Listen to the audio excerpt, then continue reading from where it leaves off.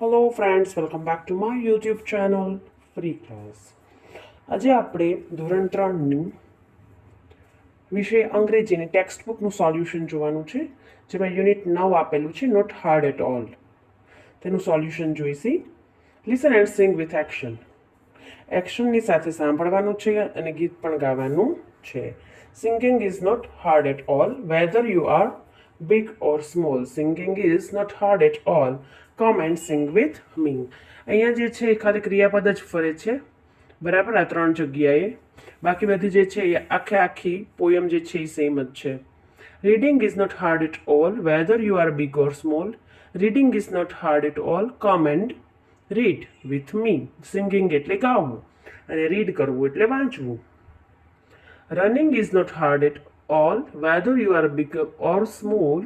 Running is not hard at all. Come and run એટલે કે દોડો with me. English is not hard at all, whether you are big or small. English is not hard at all. Come and learn with me. આવો અને મારી સાથે શીખો. Look, match and write.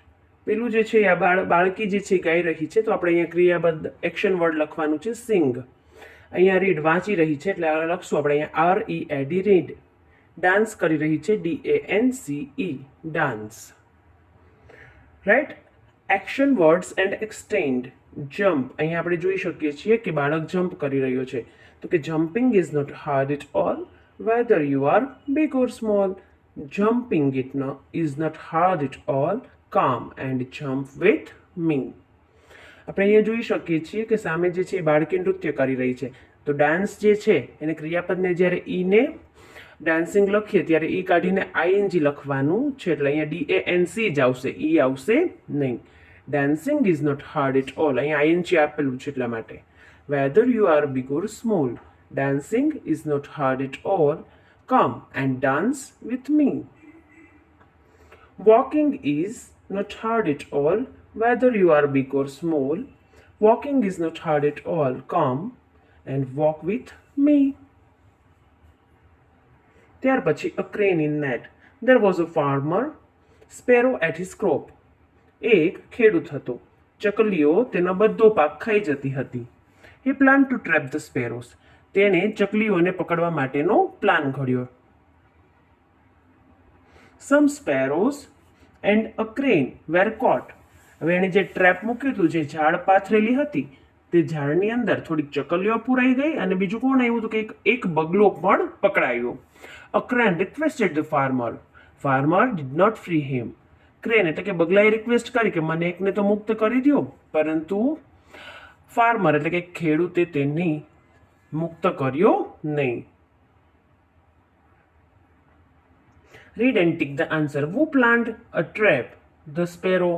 કોણે જે છે ચકલીઓને ટ્રેપ કરવાનો પકડવાનો પ્લાન ઘડ્યો હતો? તો જવાબ છે a farmer. Who were trapped in the net?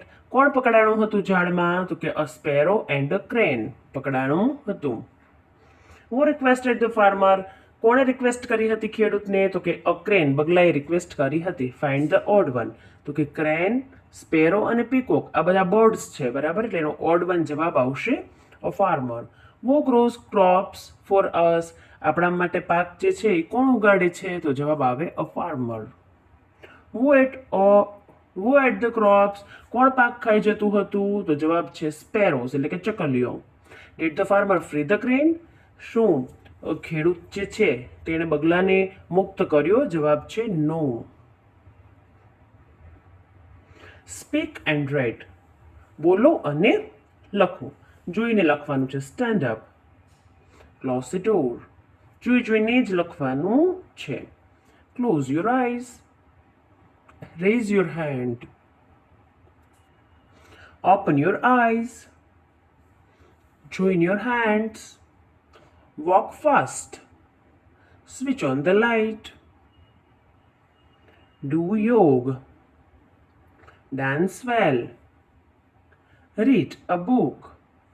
Write with a pen. Let's play. Roll a dice. તમારે જે છે ડાઇસ લઈને 1 થી 6 સુધીમાં જે આવે, બરાબર, એ સ્ટાર્ટ કરીને જે છે ડાઇસ પ્રમાણે જે છે તમારે કુકરે મૂકતી જવાની છે. એટલે જે એક્શન આવે તમારે એક્શન કરવાની રહેશે. દોડતું બાળક હોય એવી એક્શન હોય તો તમારે દોડવાનું છે, બોલતું હોય તો બોલવાનું છે. Let's arrange the words. આપેલી ડિક્શનરીના આલ્ફાબેટના ક્રમમાં ગોઠવવાના છે. પેલું જુઓ, યશ, કિરણ, રાહુલ અને ગોપાલ આપેલું છે. એબીસીડી પ્રમાણે ગોઠવવાનું છે ડિક્શનરીના ક્રમમાં, બરાબર. તો એબીસીડીમાં પહેલાં શું આવશે? જી આવશે. જી પછી આવશે કે પછી આવે આર અને આર પછી આવે વાય. એટલે પહેલાં લખવાનું છે ગોપાલ, ત્યાર પછી કિરણ, ત્યાર પછી રાહુલ અને ત્યાર પછી યશ. આ ક્વેશ્ચન આપેલા છે એની નીચે તમારે 1 2 3 4 વાળા લાઈનમાં જે છે એ લખવાના છે. જેમ આપણે ચડતા ક્રમમાં ગોઠવીએ તેવી રીતે આલ્ફાબેટ નીચે લખવાના છે. મેં ઉપર એકડા લખેલા છે, પણ જેની ઉપર એક લખેલો છે એ પહેલા લખવાનું જવાબમાં, બે લખેલો છે પ્રીતિ તો એ પછી લખવાનું, ત્રીજું પુનિત અને ચોથું રાજુ. ત્યાર પછી એપલ, બેટ, કેટ અને ડોગ. ત્યાર પછી બોલ, ડીગ, ફિશ ને ગ્રુપ. ત્યાર પછી હાઈ,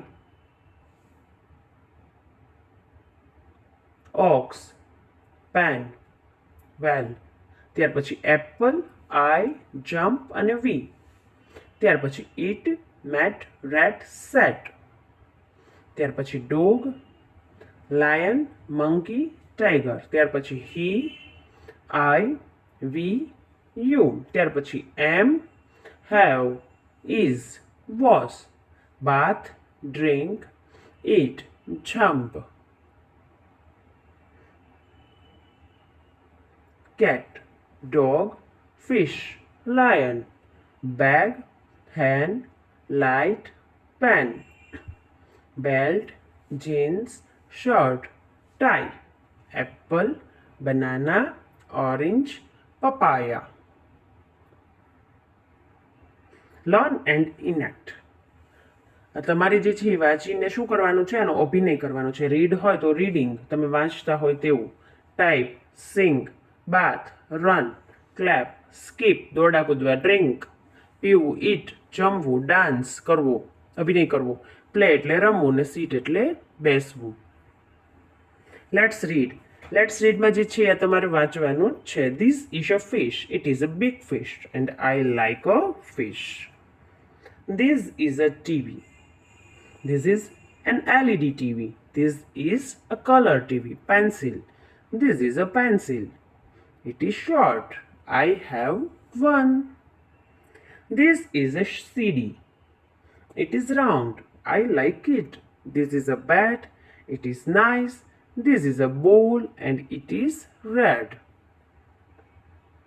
અહીંયા જે છે આ 9મું યુનિટ પૂરું થાય છે.